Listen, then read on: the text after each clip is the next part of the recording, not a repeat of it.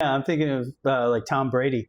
He acknowledged that sleep was really important, and I can't remember what he said about it, but I know that he thought it was like almost as important as practicing.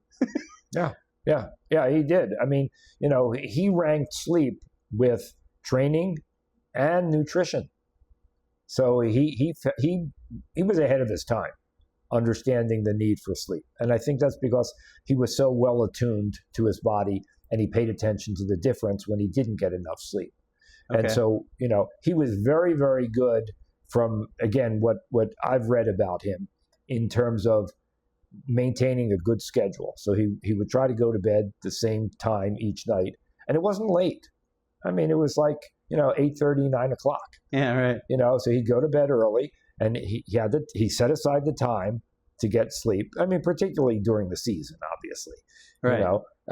And then he made sure he got, about 8 to 9 hours of sleep a night, which is really vital. And then he felt good. And without that, you lose some of your fine motor skills. And for a quarterback, it's one thing to have good arm strength and say, I'm going to rifle this ball to you, and sure. Boom, you're going to, you better catch it. There's another thing when there's a defender in between, and you got to throw it with a nice arc so that it gets over the defender and the other, player can catch it. Well, you start losing that ability.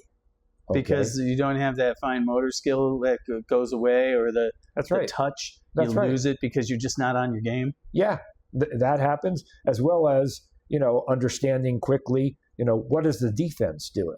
Right. Are they in this configuration? Do I have to, watch the guy who's going to rush and try to tackle me, on over there or over here? So what's the alignment? So there's a lot of judgment and decision making that has to be made. And again, if you're not on the top of your game, you're going to miss things. And another thing that's really interesting is you kind of lose track of error correction. So you're not recognizing that, I'm not thinking as well, or I'm not doing as well as I should be doing. And so, and caffeine, that's a real tricky one in terms of caffeine, because subjectively, because you're more alert, you're going to think everything's fine. But these underlying executive control mechanisms that the nervous system has, they're not getting better with caffeine. Okay, so you're diminished both physically and mentally by not having proper sleep. Well, all these things happen from the brain. So, yeah. Wow. Okay. So I was also thinking about Roger Federer.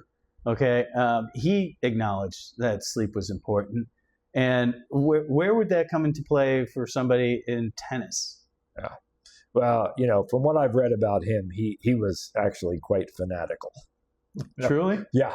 Yeah. Well, I mean, think about it. When you're in a tournament situation, you're playing very frequently. You're playing against other great athletes, and their precision is really an issue. I mean, every point there's a serve. Yeah. Okay. I mean, and they want to place it in a particular place in that box. Yeah. And so, minute changes will change the spin of the ball, the velocity. And so, they've got to be on top of that. So Federer, was, I don't want to say fanatical, because I think it was really appropriate. So I don't want to name it something. You got to be like a machine, because you've got the same size court every time. You're the person controlling the ball. Yeah. And so you have to get it. It's like a system. So if your system of sleep is off, your system of game is going to be off. Right. And so during tournaments, he would spend 10 to 12 hours a day sleeping. 10 to 12 hours? Yep. I only know one person in my life who sleeps that much. And that's my wife. And I have never, ever seen anybody else who could do that. Yeah. No, I've got a son like that. Yeah. It's remarkable. Well, and what some people do is they need that amount of time to make sure they get all of the good quality sleep. So they may be awake during some of that 10 to 12 hours, But if they're in bed that time, they'll keep falling asleep, and they'll get enough of the deep sleep and the dream sleep, which really are vital to performance and normal functioning. So you're saying that the amount of sleep could be different for each person. That is the optimal amount to sleep. Yeah. It's not necessarily 7.5 hours every day. No. I mean, on average, think of it like a bell-shaped curve. Okay? So the majority are going to be in that 7 to 8 hour range. But then there's a tail on both ends. And, the tail on one end is there are some people who do just fine at 6 hours. Okay? That works for them. And then there are people who need the 10 hours. Okay, so how do you know, as a human being who's tracking your sleep and checking in the morning, on whatever device it is you decided to track your sleep on? And I acknowledge that they're not all operating at the same level versus like polysomnography, but let's just say that everything was equal. How would you know as a human being whether or not it's working? Is it just a matter of feeling? Well, yeah. As people grew up, they sort of learned, hey, I need this amount of sleep to feel good. So forget about the trackers. It's just, hey, when I get this amount of sleep, I'm on my game. I'm feeling good. I can pay attention. I get everything that I need to get, and I'm enjoying life, and I don't need coffee, and I don't need a nap. Right. Okay. Right. But now, it's like, well, I'm going to take caffeine, and for some, I'm going to take speed. Yeah. Right. So they're kind of supplementing themselves, and obviously, to do that means you're not getting the amount of sleep you should get. These things that modify your sleep are not really helping you. You got to help yourself by sleeping at the right time, by actually taking your own personal responsibility about how you schedule your day, when you fall asleep, is going to be more beneficial than popping pills or reacting with some kind of coffee. Yeah, and making sure you're in bed long enough to get the amount of sleep you need. Because you're right. Where other chemicals can help you in terms of being alert and vigilant, and they will help to that extent.